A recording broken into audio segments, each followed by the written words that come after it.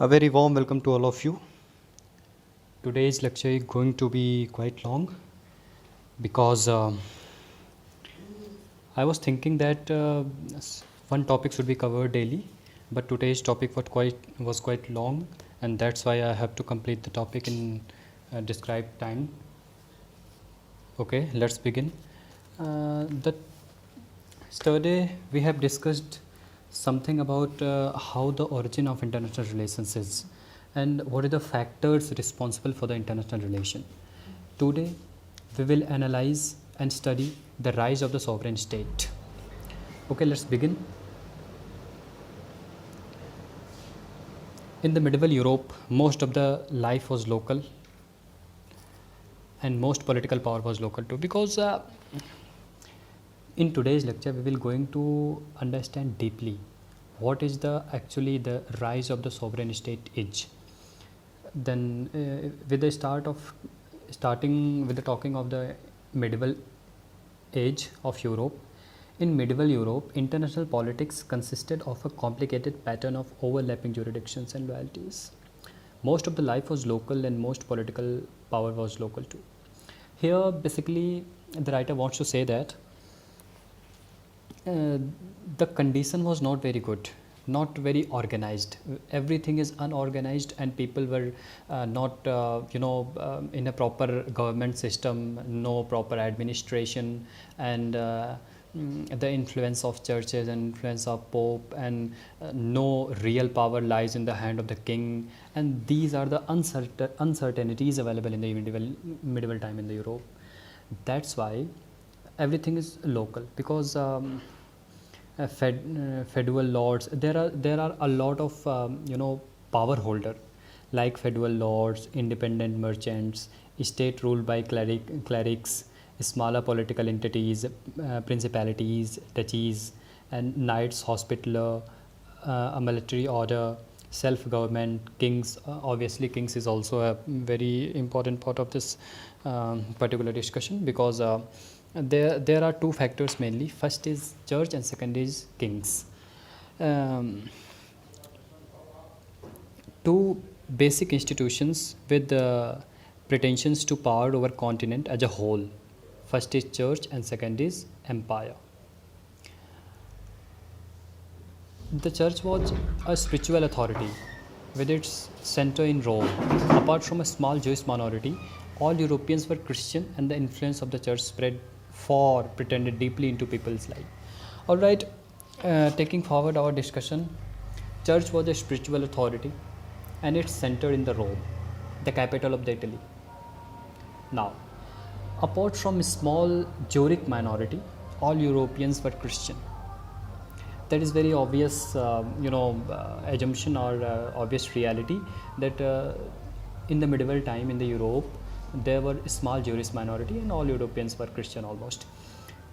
Church occupied a crucial role in the cultural and intellectual lives of the Middle Age. This is very important point actually in the medieval age in the Europe. The influence of the church on the people, influence of the church on the local authorities, influence of the church on the king basically is very vast, and almost church handles everything, whether it is administrative power, whether it is people to people direct relation, direct contact, and as far as jurisdiction is concerned, that is also handled by church and popes. The empire, known as Holy Roman Empire, was established in the 10th century in central, predominantly German-speaking Europe. Alright, here we are talking about Holy Roman Empire that was established in the 10th century in central, predominantly German-speaking Europe. It also includes part of Italy, France, and today's Netherlands and Belgium. Now you can visualize that, you can realize that the Roman Empire is entirely land of the today's Netherlands and Belgium, and in that time Italy, France, etc. These all countries are come under Holy Roman Empire. I'm very sorry, here very much destruction and a lot of uncertainties available here also, but forgive me, just focus on the lecture. Okay. It too derived legitimacy of Roman Empire, but none of its political power.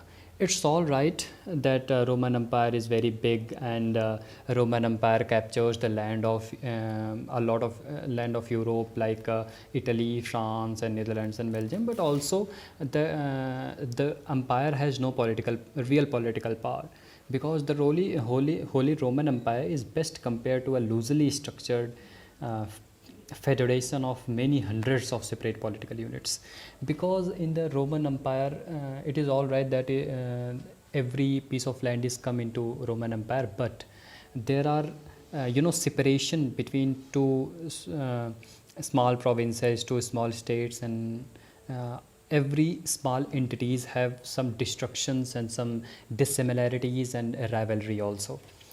That's why the Roman Empire is best compared a loosely structured federation of many hundreds of separate political units. Curious combination of curious combination of the local and universal. You can understand that for now we came to an idea of how the Roman Empire is begin, and what is the condition, what is the situation of the Europe in the age of medieval, and in the medieval period, how the condition, what is the condition of the people of the Europe, and what is the condition of the political condition of the Europe at that time. Now we move to the 40th century, because from the 40th century onward, this system was greatly simplified as the state emerged as a political entity, set themselves in the opposition of popes and emperors on the universal level.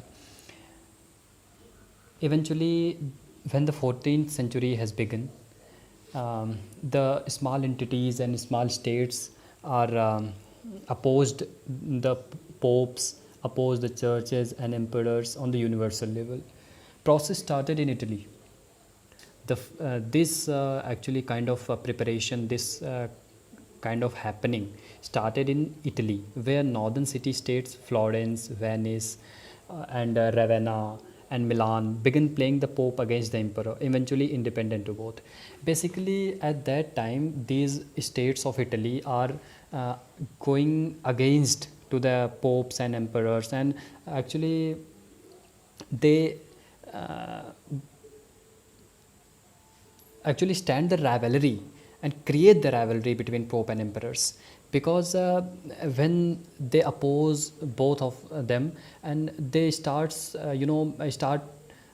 quarreled in each other, and that's why eventually they become independent of both. No authority was available on the over the states, whether it is pope or whether it is emperor. In Germany, the Pope struggled with the emperor over the issue of who has the right of appoint the bishops, and actually in the all over the Europe, this trade started, and states are started to independent, and started separating them from the empire as a whole, and started taking authority over himself, over themselves, from the Pope, from the emperor. And this process has started in Germany. The Pope struggled with the emperor over the issue of who has the right to appoint bishops. Holy Roman Empire take advantage of it and took control. In the Germany, the emperor and the Pope start disagreement, started rivalry on the appointment of the bishop, and this advantage of this rivalry taken by the Holy Roman Empire, and Holy Roman Empire took control of the Germany. Between 1309 and 1377, the French even forced. All right, we came here. Yes. Between 1309 1377, the French even forced the Pope to move the Avignon in the southern France.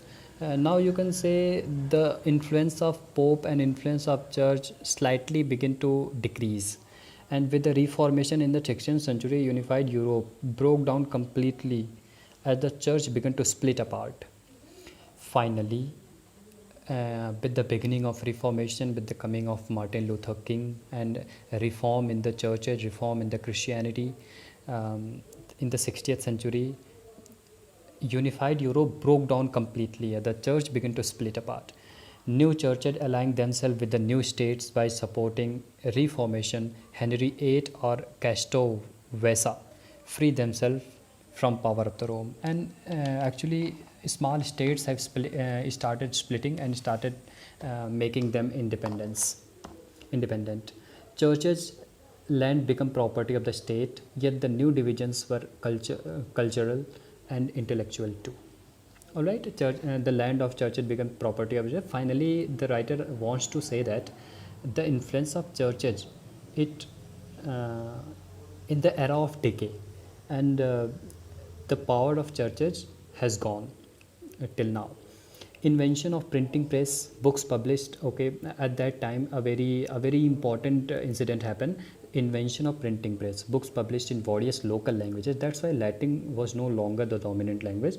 It was suddenly far more difficult for Europeans to understand each other's because of the various local languages. They, you know. The particular state or particular Europe has divided in small entities, and everywhere is local languages. And when the paper and when books are started publishing in the local languages, they could not be able to understand each other when they are talking, when they are speaking. That's why at then integration of people to people contact is started, and that's why the problem of understanding each other, understanding the language of each other is going to be very difficult. New states also wants to independent lead to wars. At that time, when this trend was started, the new states also wants to get independence. That's why they lead to wars, because the neither pope nor kings are wanted to be give the independence to the states, and that's why the war started. Peasants rose up in the protest against taxes. Massive peasant revolt in Germany in 1520s, and it's very normal here, nothing to explain. All right, going forward, medieval kings were really quite powerless, and as I said earlier, they have no power, no proper bureaucracies, no standing armies, no economic activities, no neither anything.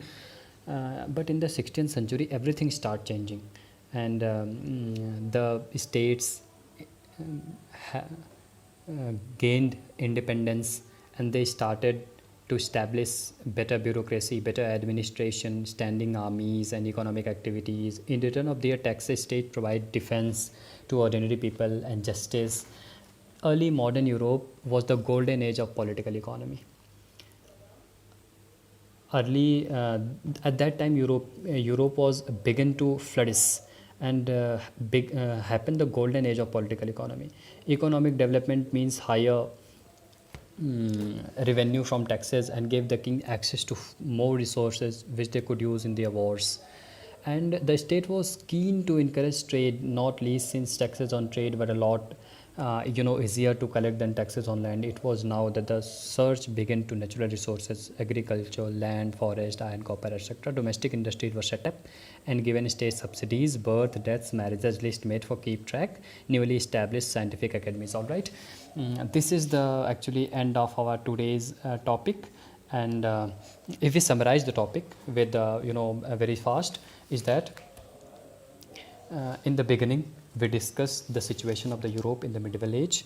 That was obviously not very good, and the influence of church was very higher on the kings and everyone. The churches regulate the entire system, and after that the states began to rise, and they the concept of Holy Roman Empire was begun. And after that the state have a very important role in the gaining independence from the Pope, from the kings, and from the Roman Empire as a whole. And a lot of we take an example, a lot of states of Italy, like Florence, Rennes, and a lot of states, and they gained independence. And after that they started economic activities, they created standing armies, and they created better administration. And after that they levied taxes, and the new states wants independence, that leads to war. And every state that is gained independent and other who didn't gain the independence fought war against each other, and that lead to need of resources. And when the a very important incident happened, the invention of printing press, and when they need resources they started exploring the world. And that started to begin the journey of Columbus, Vasco da Gama and all. We will discuss it later. And that's why the need of the resources happen, and states wants to explore the world. And for today that's all. We will discuss tomorrow the West finance system. And this is Navneet Upadhyay signing off. Thank you.